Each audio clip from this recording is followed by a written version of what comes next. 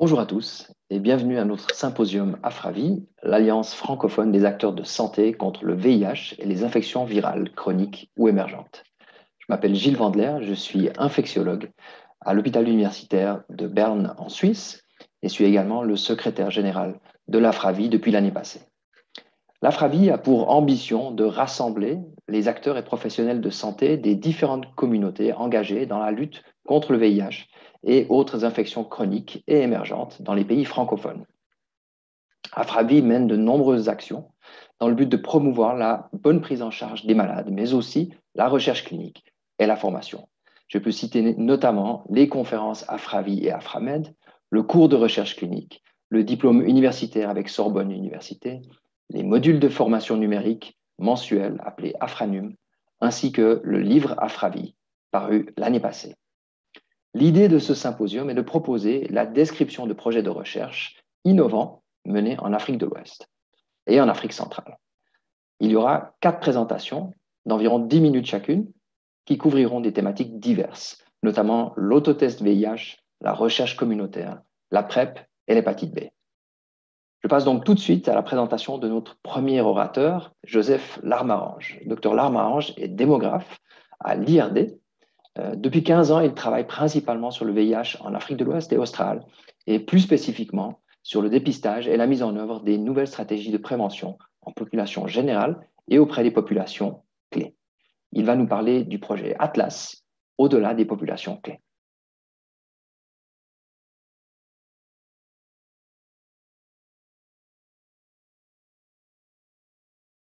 Le dépistage, mon partenaire, il a un souci. Il ne veut pas venir au centre.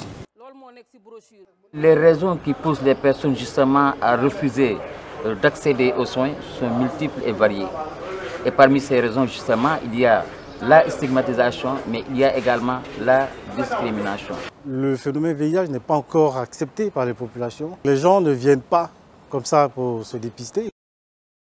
Il y a eu, qu'on le veuille ou pas, un déficit en termes de résultats. On a énormément laissé ces régions-là en pensant que c'était des pays avec, bien sûr, des épidémies faibles et on n'a certainement pas investi comme on aurait dû le faire. Dès 2015, on a commencé à se dire que l'autotest était un moyen de toucher les personnes qui sont les plus isolées, parfois les plus à risque, et qui ne fréquentent pas les services de santé. Donc amener le test dans leurs mains, en fait. C'était ça l'idée. Le projet Atlas, c'est un projet qui est financé par United, qui est mis en œuvre par un consortium Soltis IRD, au Mali, au Sénégal et en Côte d'Ivoire. Ce projet vient en fait en complément des approches classiques de dépistage qui existent déjà dans ces pays pour compléter et permettre en fait d'améliorer la connaissance du statut VIH. Le projet Atlas, il vise en fait à participer à réduire la mortalité liée au VIH/SIDA en augmentant ce qu'on appelle le premier 90. Il a 3 angles d'approche. Le premier, c'est qu'il vise à permettre à poser, on va dire, un environnement facilitant pour le déploiement de l'autotest. De 2, développer avec chaque pays, donc ministère de la Santé, mais aussi société civile, des stratégies adaptées pour de la distribution notamment secondaire, c'est-à-dire en remettant à des personnes des autotests pour qu'elles-mêmes les remettent à des personnes autour d'elles. Et puis le 3e aspect qui est piloté avec l'Institut de recherche pour le développement, c'est de générer des ressources et des données scientifiques pour les partager. Atlas intègre plusieurs enquêtes et volets de recherche qui visent à décrire, analyser et comprendre les effets sociaux, sanitaires, épidémiologiques et économiques de l'introduction de l'autodépistage du VIH en Côte d'Ivoire, au Mali et au Sénégal. Je m'appelle Joseph Larmarange, je suis démographe de santé publique à l'IRD et le coordinateur scientifique d'Atlas. Aujourd'hui, j'ai le plaisir au nom de toute l'équipe Atlas de vous présenter une synthèse de nos principaux résultats en matière de distribution secondaire de l'autodépistage en Afrique de l'Ouest. Le projet Atlas est mis en œuvre avec une trentaine de partenaires ivoiriens, maliens et sénégalais. Plus de 1400 agents de dispensation ont été formés à l'autodépistage, des pères éducatrices et pères éducateurs ainsi que des agents de santé. Entre mi-2019 et octobre 2021, Près de 345 000 kits d'autodépistage ont pu être dispensés sur plus de 200 sites de dispensation. Pour resituer le contexte, les populations clés, travailleuses du sexe, hommes ayant des rapports sexuels avec des hommes, usagères et usagers de drogue, sont particulièrement exposés au VIH. En Afrique de l'Ouest et du Centre, l'ONU-SIDA estimait en 2019 que 42% des nouvelles infections à VIH avaient eu lieu parmi ces populations clés et que 27% avaient lieu parmi les clients et les partenaires sexuels de ces populations clés. Les populations périphériques, travailleuses du sexe occasionnel, HSH caché, clients, partenaires sexuels, sont généralement peu atteintes par les programmes communautaires et ont un plus faible accès au dépistage du VIH. Il est dès lors essentiel de toucher ces populations périphériques et vulnérables pour atteindre l'objectif de 95% de personnes vivant avec le VIH connaissant leur statut tel que fixé par l'ONU-SIDA pour 2030. Fort de ce constat, le programme Atlas a placé les populations clés au cœur de sa stratégie. Pour toucher des populations vulnérables, au-delà des populations clés atteintes par les pères éducateurs, le programme promeut une distribution secondaire. Des kits d'autodépistage sont remis au contact primaire pour être redistribués à leurs pairs, partenaires et clients. Il n'y a plus de débat sur l'acceptation de l'autodépistage du VIH dans les différents pays. Que ce soit du côté des décideurs, que ce soit du côté des populations clés, il y a une très bonne acceptation de l'autodépistage. Là-dessus, la majorité arrive à le réaliser sans conséquences négatives. Et je pense que là, c'est un point important. Odette Kizerbo et ses collègues ont mené une enquête qualitative auprès des utilisateurs et des utilisatrices. Les entretiens mettent en évidence que la distribution secondaire est faisable, mais qu'elle peut être compliquée avec certains types de partenaires. Un HSH au Mali a rapporté « J'ai tout le temps refusé de me faire piquer avec le dépistage classique, mais à cause de l'autotest, j'ai découvert que j'étais infecté. Ensuite, j'ai fait le dépistage de ma fiancée avec, mais elle a eu un non réactif. » Une travailleuse du sexe au Mali rapporte un cas de distribution tertiaire. « J'ai aussi un client chez qui je me rends. Je lui ai donné 3 kits, parce qu'il m'a montré clairement qu'il est notre partenaire. Donc il voulait que celle-là aussi fasse son dépistage avec l'autotest. » Un HSH du Sénégal, lui, aborde la distribution selon le type de partenaire. « Je proposerais bien l'autotest VIH à mon partenaire sexuel, parce que c'est quelqu'un avec qui j'entretiens une relation amoureuse. Mais le fait de le proposer à un partenaire occasionnel risquerait de poser problème. » Afin de préserver la confidentialité et l'empowerment que procure l'autodépistage, le programme Atlas a fait le choix délibéré de ne pas mettre en place de suivi systématique du résultat. Les utilisateurs pouvaient toujours recontacter s'ils le souhaitaient un père éducateur, mais ce n'était pas systématisé. Nous avons donc développé une enquête innovante et anonyme pour mieux documenter qui sont les utilisatrices et les utilisateurs de l'autodépistage. De mars à juin 2021, une brochure dédiée était distribuée avec chaque kit de dépistage et invitait les personnes à appeler un numéro de téléphone gratuit. Donc, les principaux résultats de mes recherches montrent que sur les 2615 participants à mon étude, un tiers ont reçu leur autotest en distribution secondaire. 41% de ces participants sont des primotesteurs. Cette proportion de 41% de primotesteurs est bien plus élevée que ce qu'on observe dans d'autres enquêtes menées auprès des populations clés. Et je vous invite à voir le poster d'Arsène Krakwassi présenté à l'ICASA qui détaille ce résultat.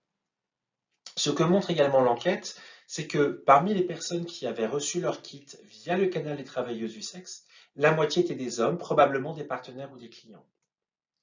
Parmi les personnes qui avaient reçu leur kit via le canal HSH, une personne sur 10 était une femme, et parmi les hommes qui ont participé, environ 45% n'ont pas déclaré à l'enquêteur avoir déjà eu une relation sexuelle avec un homme, suggérant que l'on peut atteindre ce qu'on appelle communément des HSH cachés.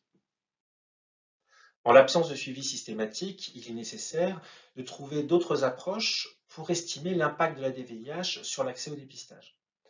Arlette Simofotso a croisé les données de dispensation Atlas entre le 3e trimestre 2019 et le 1er trimestre 2021 avec les données programmatiques de 79 districts en Côte d'Ivoire. Ce que montrent nos résultats, c'est tout d'abord un léger effet de substitution, même s'il est non significatif dans le modèle. Cela voudrait dire que nous aurions eu pour 1000 kits d'autodépistage distribués, environ 200 personnes dépistées par un autodépistage, mais qui, en l'absence, auraient fait un test classique. Malgré cela, on a un effet significatif sur l'accès au dépistage, puisque pour 1000 autotests distribués, nous aurions plus 600 personnes dépistées et qui auraient donc eu accès au dépistage. De même, nous observons un effet significatif sur le diagnostic avec plus 8 personnes nouvellement diagnostiquées pour le VIH. Une autre approche pour estimer les impacts de l'autodépistage sur les épidémies nationales consiste à avoir recours à des modèles mathématiques. Romain Silol et ses collègues présentent leurs premiers résultats dans le cadre d'un poster à l'ICASA. Ils ont développé un modèle pour la Côte d'Ivoire, le Mali et le Sénégal et présentent ici les premiers résultats pour la Côte d'Ivoire, où ils ont modélisé l'application d'une stratégie Atlas au niveau national pendant 10 ans. En premier lieu, on montre que la stratégie Atlas va avoir un impact important pour les populations clés en matière de premier 90, c'est-à-dire de proportion de personnes vivant avec le VIH et qui connaissent leur statut. Chez les travailleuses du sexe, on atteindrait 87% en 2030 avec la stratégie Atlas, contre seulement 67% sans cette stratégie. Chez les HSH, on atteint même 94% en 2030 versus 63% sans. En termes de premier 90, l'impact reste limité sur la population totale en Côte d'Ivoire, 81% versus 79%. Cependant, il y a d'autres impacts. Une fois que les personnes sont diagnostiquées, elles peuvent initier un traitement et donc vont éviter de transmettre le virus. Et le modèle permet d'estimer le nombre d'infections évitées grâce à la stratégie Atlas. Ce que l'on montre, c'est que si l'on va éviter des infections parmi les populations clés, la majorité des infections évitées par la stratégie Atlas ont en fait lieu dans les populations à bas risque, et ce qui montre l'effet périphérique que va avoir la stratégie. Une analyse économique a également été réalisée dans le cadre d'Atlas par Marc Delbé et ses collègues. Notamment, nous avons mesuré les coûts en phase de démarrage du projet sur 2019-2020 et puis les coûts par qui distribué lors d'un passage à l'échelle. Donc nous avons reporté les coûts en phase observationnelle, entre 10 et 15 $. Les coûts en fait vont baisser pour deux raisons principales. Dans la phase observationnelle de l'étude, ils étaient particulièrement élevés parce que Atlas s'est inscrit dans une logique d'intégration et de partenariat avec les organisations de la société civile, ce qui a fait qu'on a eu beaucoup de coûts fixes initiaux, mais qui vont en fait disparaître lorsque le projet est mis à échelle et qui vont aussi se répartir sur des volumes plus importants. Pour conclure, on peut dire que l'autodépistage et la distribution secondaire sont faisables, acceptables, adaptés et soutenables parmi les populations clés ouest-africaines. Avec l'autodépistage du VIH, on a élargi le champ d'accès au dépistage. Des personnes qui sont loin des structures, qui sont loin des stratégies avancées, qui sont loin des stratégies mobiles, arrivent aujourd'hui à savoir si elles sont infectées ou pas par le VIH. Mes travaux de recherche ont permis de démontrer que la distribution secondaire des autotests de dépistage du VIH est faisable et a le potentiel de toucher au-delà des populations clés, les populations périphériques. Pour finir, je souhaiterais remercier l'ensemble des partenaires de mise en œuvre d'Atlas dans les 3 pays, à la fois les partenaires nationaux et les partenaires communautaires, ainsi que l'ensemble des partenaires scientifiques du projet. Merci à vous pour votre attention. Voilà, merci beaucoup Joseph pour cette très belle présentation. Nous allons maintenant passer à au deuxième projet qui va nous être présenté par Louis Sagran-Tessier, qui est chercheur en économie à l'Institut de recherche pour le développement. Depuis 9 ans, il travaille principalement sur le VIH avec une approche de recherche communautaire. Il est basé à Bamako et coordonne les activités de recherche en sciences sociales du Centre intégré de recherche, de soins et d'action communautaire sous l'égide Arcade Santé Plus. Ces recherches concernent principalement l'accès aux soins des populations vulnérables, notamment celles concernées par des mobilités géographiques. Et le titre de sa présentation, c'est « Recherche opérationnelle et communautaire au Mali ». Bonjour à tous. Je remercie les organisateurs pour l'opportunité de faire cette présentation qui concerne les recherches opérationnelles et communautaires au Mali. Je m'appelle Louis Sagran-Tessier, je suis chargé de recherche à l'Institut de recherche pour le développement, membre de l'équipe Centercom du CESTIM en France. Je suis en affectation au Mali depuis 2 ans et hébergé par Arcade Santé Plus. En 2020, Arcade-Sida devient Arcade Santé Plus. En effet, forte d'une expérience communautaire acquise sur 25 ans dans un contexte international où la lutte contre le sida est en mutation, ces missions sont renouvelées. Désormais, la recherche prend une place importante. Le Centre intégré de recherche, de soins et d'action communautaire de Bamako constitue une plateforme dont le caractère innovant réside dans l'interaction directe entre les activités associatives, cliniques et biologiques. Le CIRSAC héberge actuellement une équipe de 10 personnes qui gère 9 projets. En guise d'exemple d'une recherche opérationnelle menée au CIRSAC, je présenterai le projet Covid Combat qui concerne le dépistage pour la COVID-19 en milieu communautaire. Depuis la confirmation des premiers cas le 25 mars 2020 au 25 octobre 2021, date de la fin de ce projet, le Mali comptait plus de 15 800 cas, dont 559 décès, ce qui représentait un taux de létalité de 3,52%. Bien que le nombre de tests PCR augmente par jour, le dépistage reste insuffisant d'après le ministère de la Santé.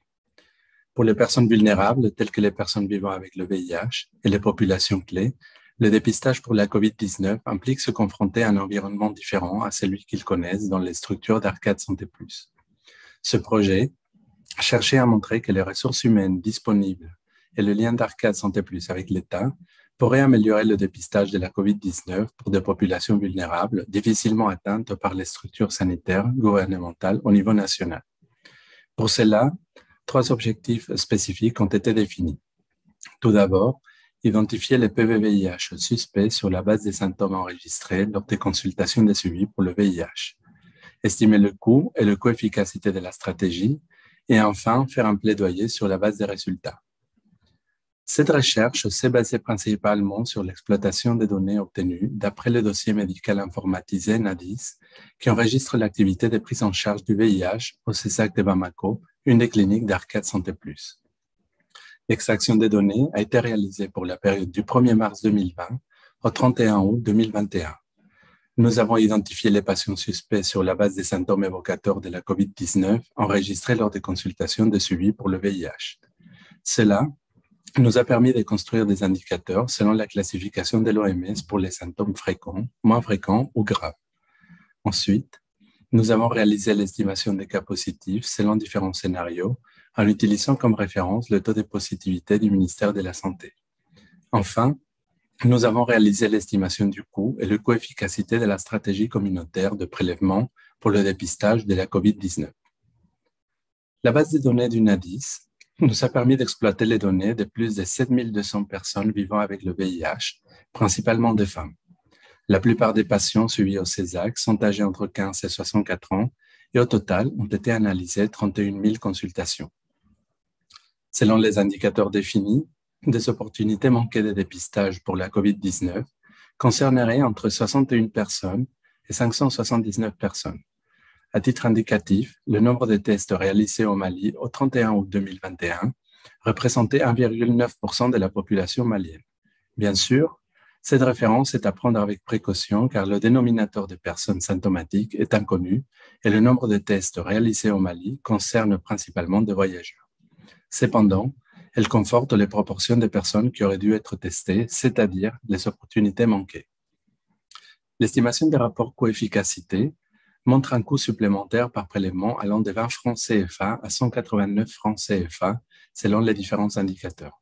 Cependant, la question qui se pose est à quel point ces rapports reflètent des stratégies coût-efficaces.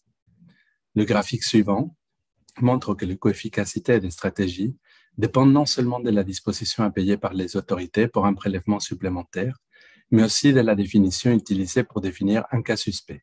Par exemple, pour l'indicateur le plus proche des recommandations nationales, celui défini par la fièvre et la toux, la probabilité que la stratégie de prélèvement en milieu communautaire soit coût-efficace est de 100% à partir d'un seuil de 300 francs CFA par prélèvement supplémentaire.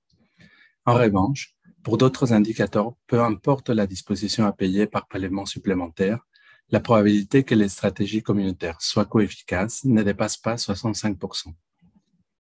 Compte tenu du taux de positivité au niveau national à 18 mois, des simulations appliquées sur chaque indicateur ont permis de conclure que la stratégie communautaire de prélèvement permettrait d'identifier des cas positifs de COVID-19 à un taux proche de celui de la stratégie nationale.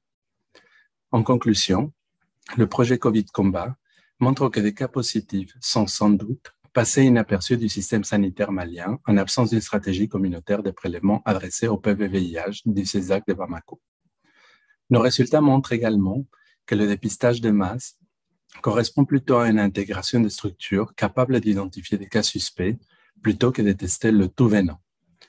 Plus de 12 000 PV-VIH et de nombreuses personnes issues des populations clés bénéficient actuellement des services de prévention et de santé d'Arcade Santé Plus.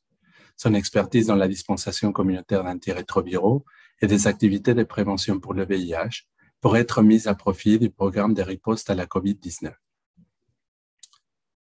Maintenant, le projet d'EDM2K, Santé et parcours migratoire des aides ménagères à Bamako, constitue un exemple de recherche communautaire menée actuellement au CIRSAC.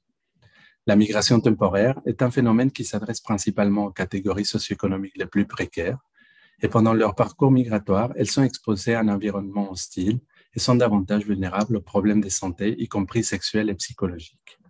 En Afrique de l'Ouest, ces populations dites passerelles deviennent des cibles prioritaires de santé publique car elles sont des vecteurs potentiels pour le déplacement des maladies transmissibles. Au Mali, pendant la saison sèche qui dure environ 9 mois, de nombreuses jeunes filles quittent les campagnes pour aller travailler en ville. On estime à plus de 100 000 le nombre d'aides ménagères d'origine rurale à Bamako et elles viennent avec plusieurs motivations qui peuvent être l'aide familiale, la constitution d'un trousseau de mariage ou encore des facteurs environnementaux, l'insécurité ou des motivations personnelles. Le caractère innovant de cette recherche réside dans l'expertise synergique des deux associations. D'un côté, Arcade Santé Plus est une spécialiste des populations clés pour le VIH, mais a des difficultés pour atteindre d'autres cibles stratégiques de santé publique, dont font partie les aides ménagères.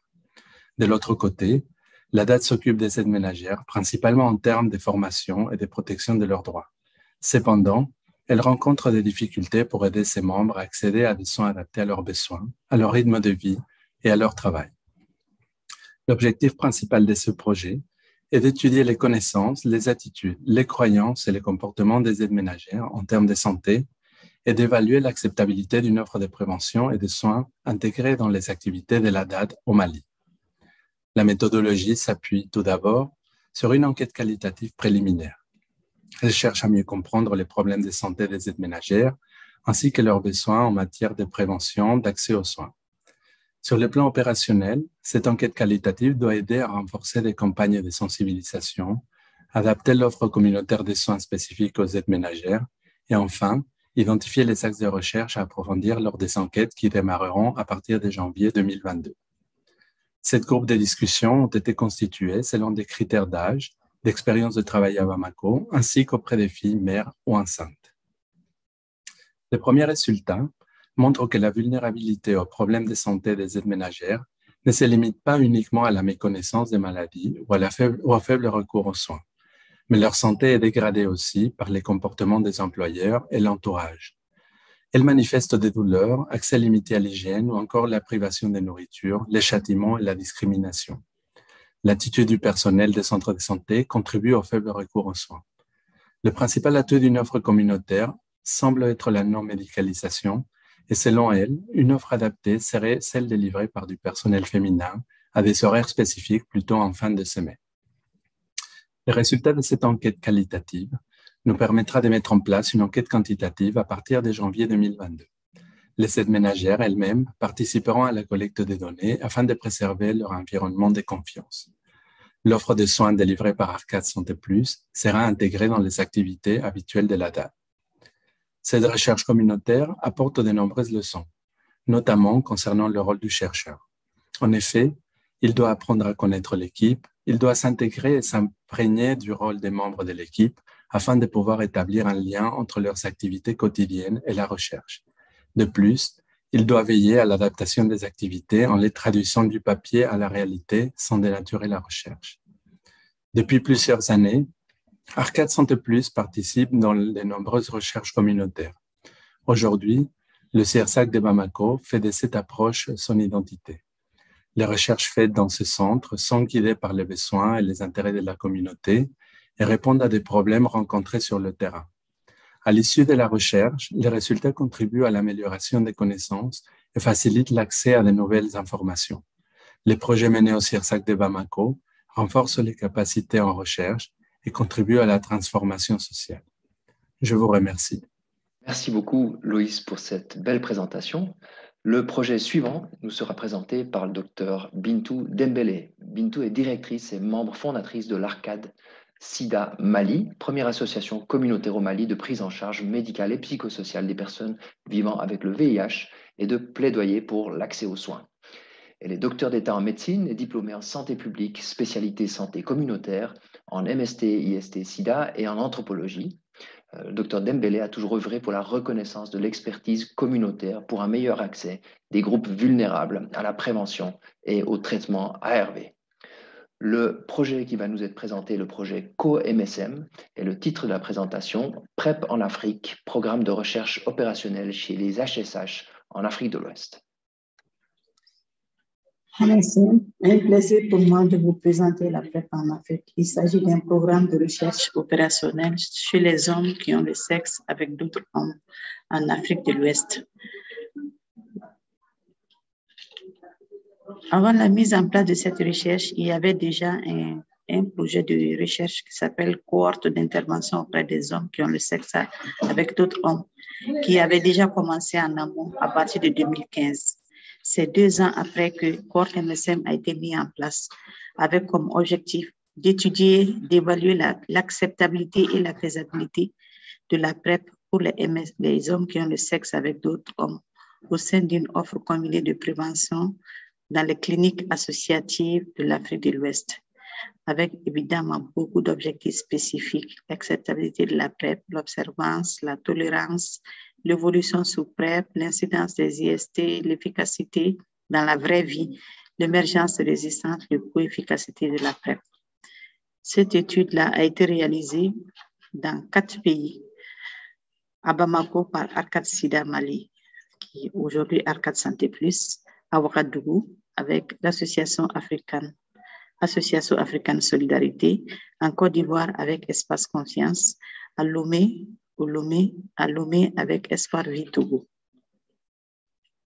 Les services qui ont été offerts, c'était de voir avec tous les participants, de proposer un examen clinique, un diagnostic et traitement des IST avec la vaccination, l'accompagnement personnalisé par les pères éducateurs, conseils, prévention, observance, les préservatifs et les lubrifiants.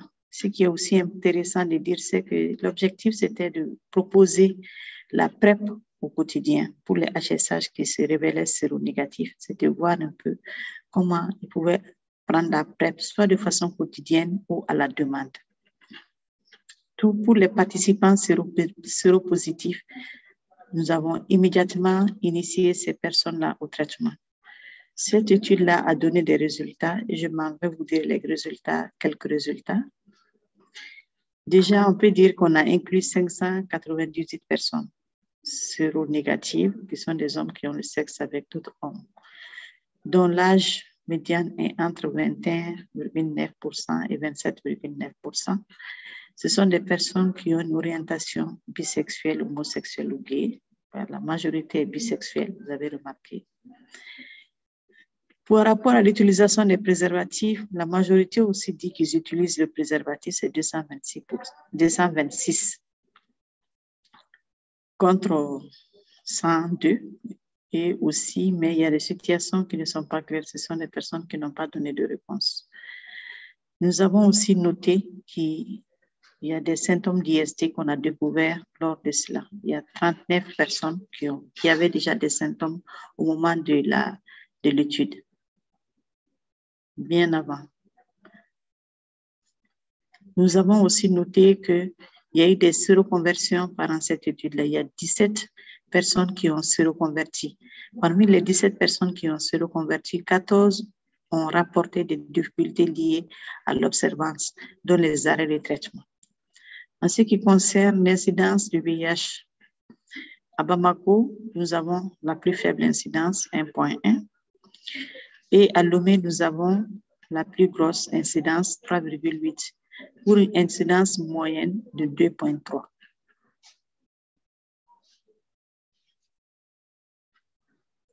Les bénéfices de cette étude sont les suivants.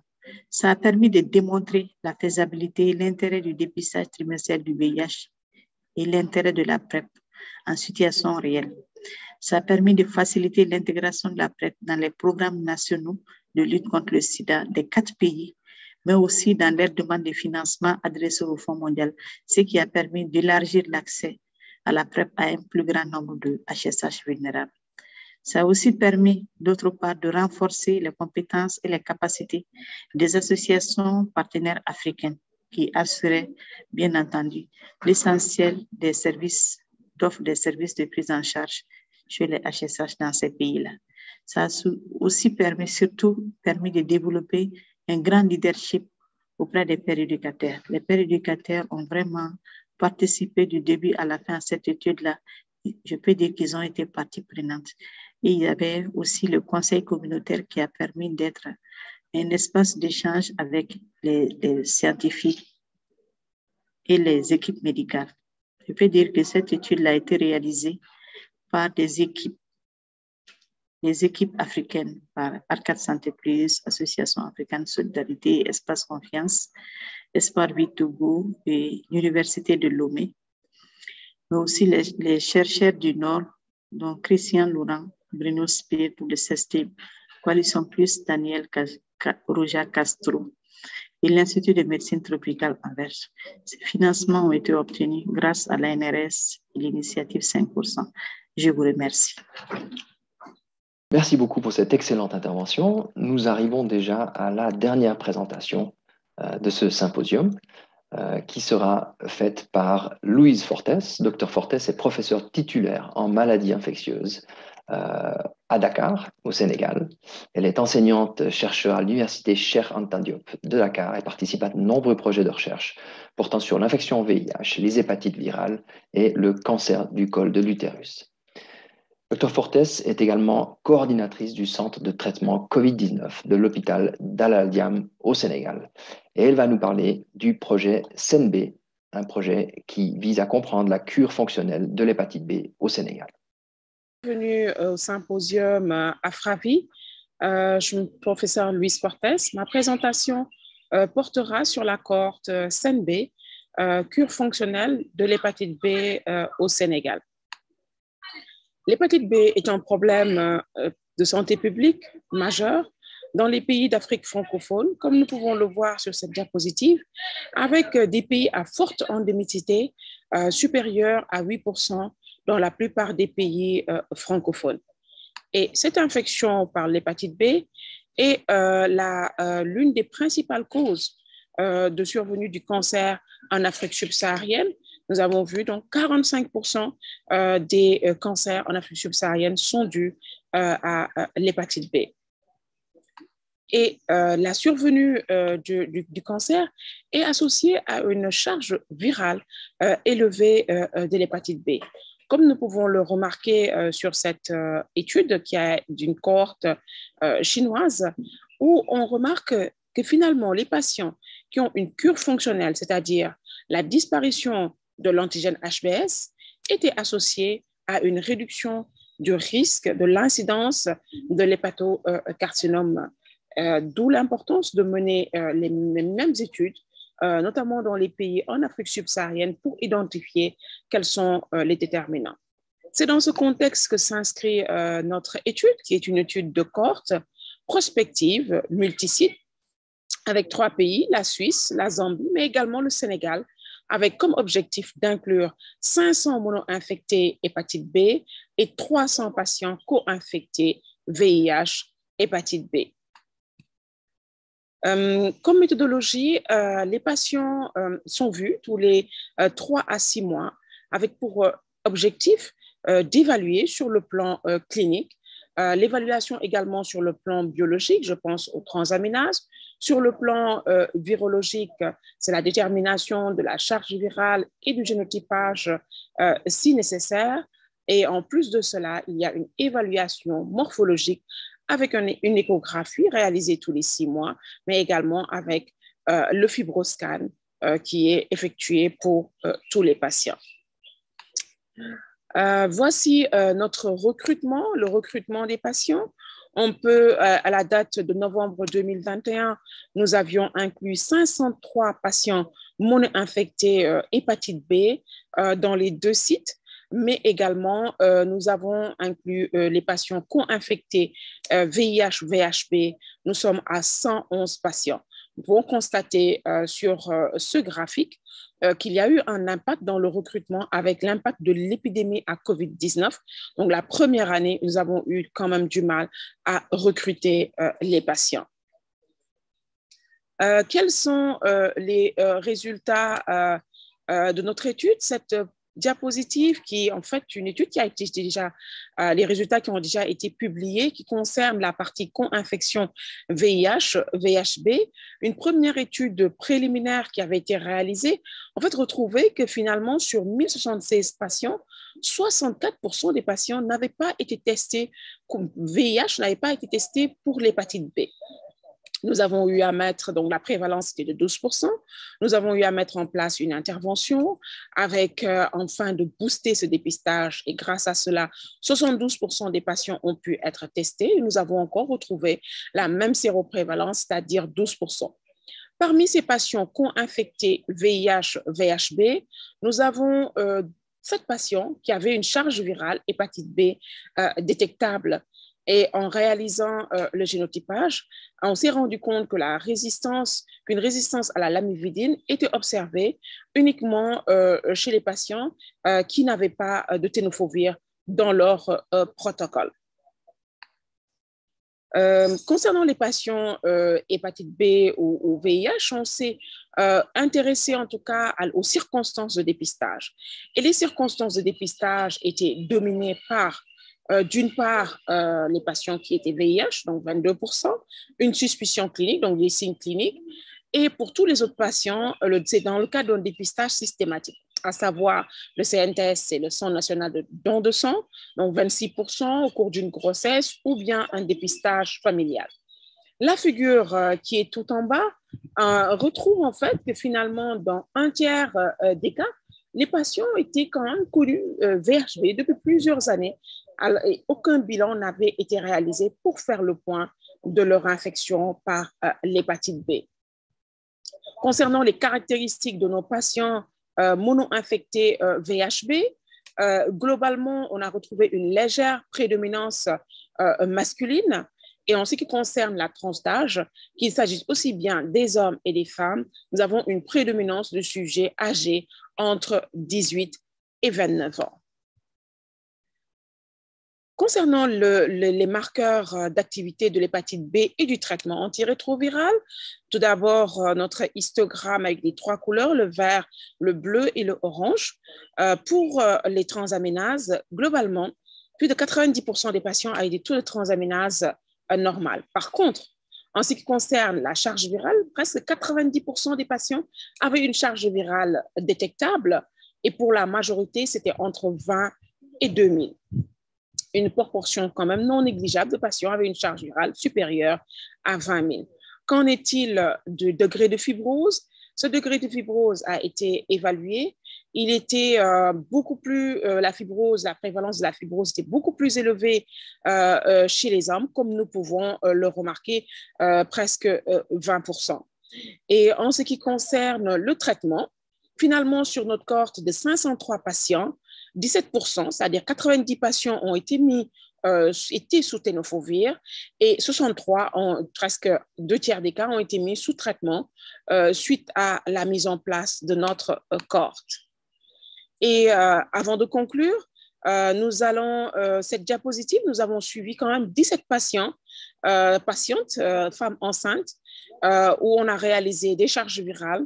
Donc, la réalisation de la charge virale au cours du premier trimestre montre une charge virale qui est très variable, entre 2000 et 8000, avec une patiente qui a eu plus de 10 millions de copies.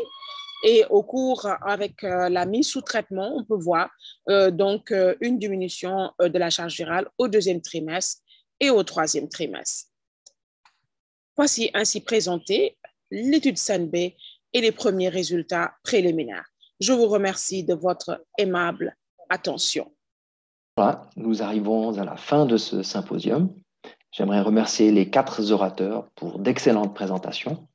J'aimerais aussi vous rappeler, par l'occasion, la tenue de notre prochaine conférence AFRAVI à Marseille, les 6 au 9 avril 2022. Je vous souhaite encore une bonne fin de conférence et peut-être au plaisir de vous voir à Marseille dans quelques mois.